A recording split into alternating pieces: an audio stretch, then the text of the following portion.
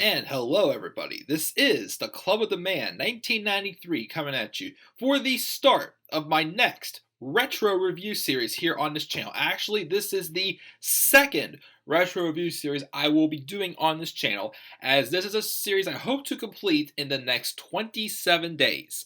Why is that? Well, first off, it's a new year. Happy New Year, everybody. Happy 2018, as 2017 is now in the past, and we are now able to move on to 2018 and hope for, a great year and just, accomplishing, our goals and, what we want to accomplish this year and just grow individually and see where it takes us. So first off, Happy New Year as well. But also, as you remember, this past fall, starting about late September until about the week after Thanksgiving, I did a retro WrestleMania review series. I was inspired by, guys like, Deluxe Man, Nerd Coalition, and, a few others I've noticed there, but those are two of the main ones that I noticed did the retro WrestleMania review series. So, as a late bloomer WWE fan who hasn't really gotten to watch too much before 2013, I decided, you know what?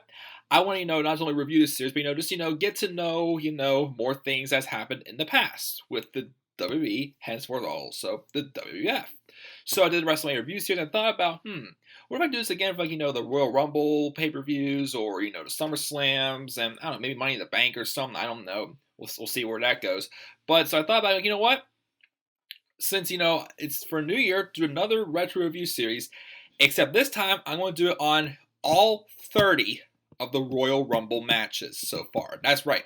This is going to be a recap and review series, meaning that I'm going to more so just talk about recap what happened in the matches, such as order of entrance, when people were eliminated, any odds ends, interferences or whatnot that happened, or any other facts about it, and then also let's leave my thoughts about what I thought of the match as a whole. Again, this is just the Royal Rumble matches, not the whole pay-per-view. I'm just going to do a recap of the matches, the Royal Rumble matches, starting from the one that debuted in 1988 up until the 2017 Royal Rumble. Now, I will continue this series though after I do complete it this year, as upcoming Royal Rumbles in the following years to come. I will eventually do a recap and review of those matches as well. But it won't be my Royal Rumble reviews after each of the Royal Rumble pay-per-views. It will happen like this year's Royal Rumble. I will do in January 2019 my review and recap video of the Royal Rumble match. I will have my actual Royal Rumble pay-per-view review, whether on this channel or live with my Horseman brothers as well. So that's what's going to happen there. But for the next 27 days, I'll be watching Royal Rumble pay-per-views. It's not as busy of a time of the year for my job right now. I mean, I'm still, doing stuff. Of course, not dead in the war like it was last year at this time. But I am still going to be, doing my other stuff here. But with these Royal Rumble matches only about, 45 minutes to an hour on an average usually, I should be able to get these done, hopefully, by the Royal Rumble in 27 days. So the format, as always, as the WrestleMania review series, I'm going to mention the date and location. Any other thing special about this Royal Rumble match, the order of entrance, and as I do that, I'll go through when people are eliminated as well. The winner, I'll go through all the entrants and their times, how many eliminations they had, who had the longest time and the most eliminations, and the total duration of the match, any overall grade as well for this Royal Rumble match as well. So that's the format, guys. So just grab your popcorn, sit back, and let's enjoy. Let's go back in time, starting when we roll back the clock to January 24th, 1988, at the Coliseum in Hamilton, Ontario, Canada. The first ever Royal Rumble match took place. Now, I have read, it is not known by many, but apparently there was a Royal Rumble match at some event back in October of 1987, but it was one of the biggest, failure in financial standards, and only drew about 1,000 people to the event. I believe this Royal Rumble match had about 18,000 in attendance, I believe it was. But it was not a good event at all, and it's not known by many wrestling fans at all, apparently. I just saw that in my research, but that doesn't count. There were a couple also non-televised Royal Rumble matches, or something like Battle Royals, close to, I mean, we've seen Battle Royales, but, Royal Rumble match style, people come into the ring, over at a certain amount of time, not just all 20 or 30 members starting in the ring at the same time and just doing them out. This is a legit Royal Rumble, has that surprises. You get just a feel of who's coming out next. The energy is there. and the crowd's always usually injured for the most part. Here and there, we've had a couple stinkers, which we will talk about those as well. But yeah, the first ever Royal Rumble match in 1988 on January 24th in Ontario, Canada. Now, some that is disappointing me a little bit. I noticed that we'll begin these, and I just need to also refresh my memory about where these winners of the Rumble went after this match leading into WrestleMania. The first 88, 89, 91, 92, the first 5 Royal Rumbles, I believe it was, there was nothing on the line. There was no title on the line. There wasn't like a number one contendership on the line for WrestleMania. It was just for the heck of it. So it hurt it a little bit, but after watching this first Rumble, the crowd was still into it. So I gotta say it was still an average Rumble. But I feel like I would have given it a little bit of a higher grade if it would have led to something bigger for the the winner, or for the story down the line. And that's what will affect my grade also for these Royal Rumble matches as well. So getting into the match itself. The match started off with 2 people, which also, there was no entrance themes at all around this time for the Royal Rumble match. People just, came out when the clock ran out. There was no, entrance music. They just ran out there. And even the first 2 participants were just in the ring and just announced at the beginning of a normal Royal Rumble match, a regular match, instead of having them just come in one by one and surprising who the entrants were.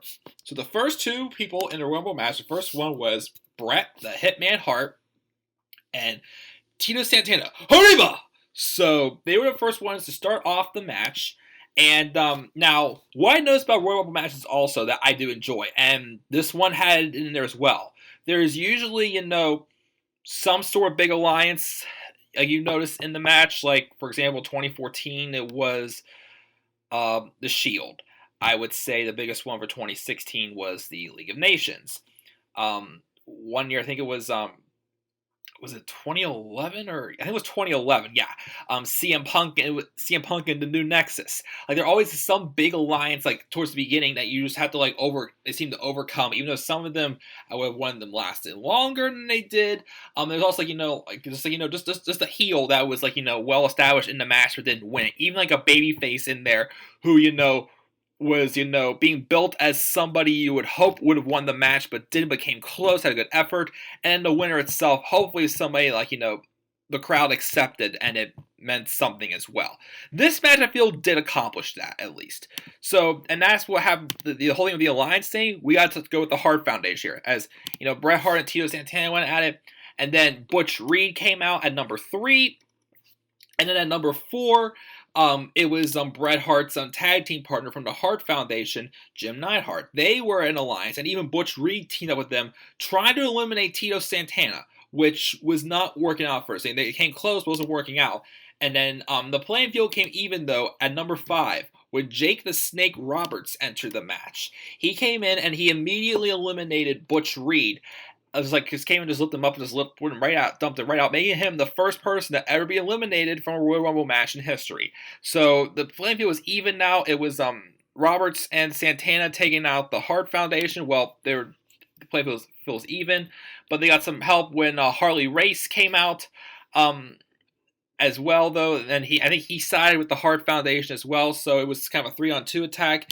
And then it was Jim Brunzell at number 7. Number 8, it was Sam Houston, and then after this time, it was when Tito Santana was eliminated by the Hart Foundation.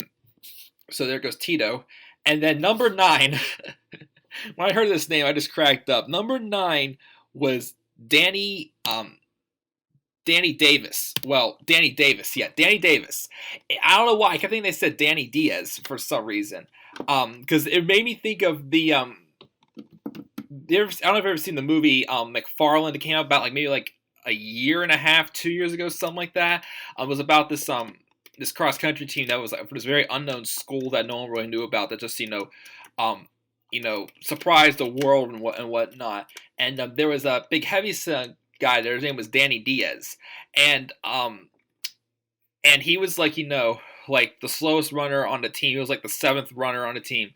But when he got to the state championships, one of their best runners just started out way too fast and burned himself out. and somehow Danny Diaz ran his best race, and was the savior, and that helped McFarland win the state championships. I just remember their coach looking around and looking at the finish line, noticing Danny's coming early. He's like, "That's not Danny Diaz! That's not Danny Diaz!" So he came in, and he ended up being the fifth runner on the team. Which, if those of you who are not familiar with cross country races, because I am, because I did cross country for 6 years from middle school to high school, or is that 7 years? Yeah, six to 12th grade. I did cross country, but in a big race like that, qualifying race, you have 7 runners. The top 5 are scored. Number 6 and 7 ones are more. So there's the case if somebody has to step out of a race, or there's a tie, whatnot, with the scoring system. But when Danny Davis came out, I thought at first they said Danny Diaz, and it just made me think of that coach screaming out, "That's not Danny Diaz! That's not Danny Diaz!" But yeah, Danny Davis came out number 9. Number 10 was Boris Zukov.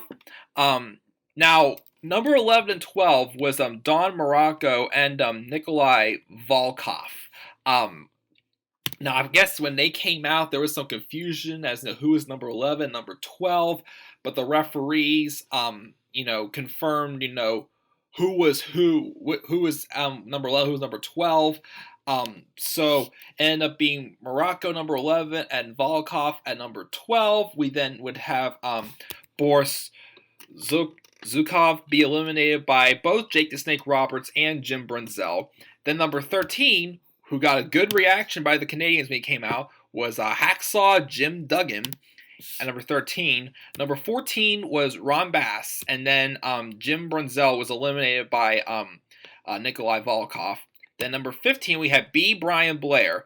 Then number 16, we had Hillbilly Jim, who came in and eliminated Jim Neidhart, henceforth ending the alliance between him and Bret Hart, the Hart Foundation. So that's where they went. Had a bunch of Snapchat alerts. Sorry, I had to look for a second. And then number 17 was Dino Bravo, who came in, and then Sam Houston was then eliminated by Ron Bass. And then number 18, now this was before he really became more popular. This is early days. This is before the WrestleMania 6 title match against Hulk Hogan. But the Ultimate Warrior was at number 18. But I don't think he eliminated anybody. Yeah, he was still kind of new, kind of green, not that known yet. So he came out, and then Don Morocco eliminated Bret Hart at this time as well. And Bret Hart had a very interesting fact for this match. I'll mention that at the end of this review.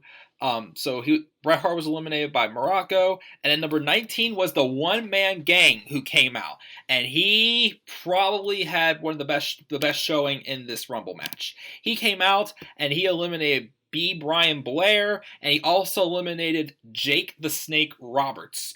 And then the last entrant, this was only a 20-man battle royal, not 30. This was only 20. Last entrant was Junkyard Dog. And then he came out, but he didn't last too long. I think he was either let me see him right now. See the shortest or the second shortest? Actually, yeah, Junkyard Dog had the shortest time in this match at 2 minutes and 30 seconds. So he came in number 20. And then we would have Nikolai Volkov get eliminated by Hacksaw Jim Duggan. And then One Man Gang would eliminate Hillbilly Jim and Ultimate Warrior. Then Ron Bass would eliminate the Junkyard Dog. But then Don Morocco would then follow up and eliminate Ron Bass. So the final 4 was Don Morocco, Hacksaw Jim Duggan, Dino Bravo, and the One Man Gang. Now, Dino Bravo and the One Man Gang did seemingly team up for a little bit. And out came Frenchie Martin, who came out to, just to aid the One Man Gang. And just, they helped him win the match. Don Morocco, though, due to a distraction, would be eliminated by the double teaming of Bravo and One Man Gang. As, to me, Don Morocco was a guy that was seeming he was being built to be the one that have the crowd hoped to win the match, but unfortunately did not, so that was successful right there. Again, Bret Hart and Jim Neidhart was like, the alliance that, like, the big, like, alliance that was like you just waiting for somebody to overcome them, and they did that as well. Um, but then we had like a miscommunication between Bravo and One Man Gang, and and One Man Gang accidentally hit into Dino Bravo, causing him to be eliminated. So it was down to just Hacksaw, Jim Duggan, and One Man Gang. But immediately right after that, though, thanks to the distraction and the mishap, Hacksaw Jim Duggan, who was very over, the right person to win the match, because he had the great crowd reaction as well behind him. Hacksaw Jim Duggan eliminated One Man Gang to be the first person to ever win the Royal Rumble match. The first Royal Rumble match winner is future Hall of Famer, well, now he is Hall of Famer, Hacksaw Jim Duggan. Now, where did it lead to? Well, this was the year at WrestleMania 4 where they had that 14-man tournament for the vacated World Wrestling Federation Heavyweight Championship.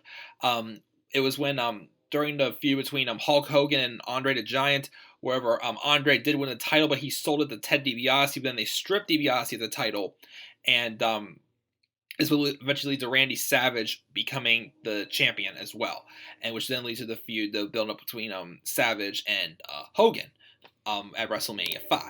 So as far as for Hacksaw Jim Duggan, he was eliminated in the first round in a match against Ted DiBiase, the $1 Million Man. So Royal Rumble winner, didn't really get anywhere. I mean, he had some moments, but this is what he's best known for, winning the first ever Royal Rumble match. So let's go through now again for the 20 participants again, and their times and how many eliminations they had. So Bret the Hitman Hart started off. He had a time of 25 minutes and 42 seconds. He had one elimination. Tito Santana, Arriba, lasted 10 minutes and 41 seconds with no eliminations. Butch Reed only lasted about 3 minutes and 18 seconds, no eliminations. Jim Neidhart lasted 19 minutes and 6 seconds, no eliminations. I'm sorry, one elimination. Jake the Snake Roberts, 21 minutes and 52 seconds, 2 eliminations. Harley Race, 10 minutes and 3 seconds, no eliminations. Jim Brunzell, 12 minutes and 6 seconds, 1 elimination. Sam Houston, 14 minutes and 39 seconds, no eliminations. Danny Davis, 17 minutes and 51 seconds, no eliminations. Boris Zukov, 2 minutes and 33 seconds, no eliminations. Don Morocco, 16 minutes and 16 seconds, 3 eliminations. Nikolai Volkov, 11 minutes and 40 seconds, 1 elimination. Hacksaw Jim Duggan, your winner, who was in the Rumble match for 14 minutes and 44 seconds, had 3 eliminations. Not too bad of a showing for a Rumble winner. Ron Bass, 10 minutes and 14 seconds, 2 eliminations. B. Brian Blair, 5 minutes and 50 seconds, no eliminations. Hillbilly Jim, 5 minutes and 55 seconds, 1 elimination. Dino Bravo, 8 minutes and 12 seconds, 2 eliminations. Ultimate Warrior, 3 minutes and 51 seconds, no eliminations. One Man Gang, 6 minutes and 50 seconds, 6 eliminations. And Junkyard Dog was in there for the shortest time, 2 minutes and 30 seconds, with no eliminations. As far as, the bests, we had the longest time. Bret the Hitman Hart was in this match for 25 minutes and 42 seconds. That's almost the whole match. Probably like 85% of the match or so. The most eliminations was One Man Gang with 6. He was like, despite, Bret the Hitman Hart and Jim Neidhart being, the heel pairing that was like, was tough to overcome the alliance they had. One Man Gang was probably the strongest showing in this match, as he was definitely the one to overcome the beat at the end, as he had 6 eliminations. He had a strong show, but Hacksaw Jim Duggan overcame him, and the total time for this match, again, I know people expect longer Rumble matches, but again, keep in mind, this is only 20-man Royal Rumble. It was only a 33-minute match. 33 minutes exactly. But overall, I mean, it wasn't the most exciting Rumble match I've seen so far. I mean, I have watched some of the Rumbles before. I think the earliest one I watched was either 2006, I think, maybe the one I've watched, but like the first one I ever watched, like, altogether was 2013. It wasn't the most exciting Rumble match. It was a lot different than what it is today. But I still enjoyed it for what it was. I do think the crowd was definitely into it. It was exciting. But again, with the whole thing with not having a stipulation, if it's like, where the winner would get, it's just, having its name being cemented in history for an event like this. I still, things were accomplished in this Rumble, but it felt just like an average Rumble. I mean, nothing really anything anywhere for anybody really. I'm going to give this match a C. A C for the first Royal Rumble match, the 1988 Royal Rumble match. And guys, that is it. That is the recap and review of the 1988 Royal Rumble match. I will, again, hopefully, get this series done in 27 days by the Royal Rumble 2018. So the Royal Rumbles from 1989 until 2017. Again, since it's just the one match, I'll probably watch like a bunch of them in one day and then make the reviews for them as well, because I get to work from home. I can just watch stuff while I work, so that's what I'll do there. But I'm going to sit down and watch a couple today before Raw. I probably will not have any more up though before my live review. Maybe, but I can't promise anything. Probably not. But I will try maybe post like one or two more of these reviews tonight, if not definitely tomorrow. And get this series rolling pretty strong here to a strong start. So once again, guys, what are your thoughts on the 1988 Royal Rumble match? Think Hacksaw Jim Duggan was a good choice to win? Leave your thoughts down in the comment section below. And as always, be sure to click that like and subscribe for more content on this channel. Follow me on Twitter, DemandAirborne93. Stay tuned as tonight I review Monday Night Raw, which I have a very special entrance planned out. I'm going to go nuts with it. Have some fun and pump up this new year, as 2018, I want it to be my year. So again, thank you guys for tuning in. I will see you guys later on tonight. And until then, have a great day.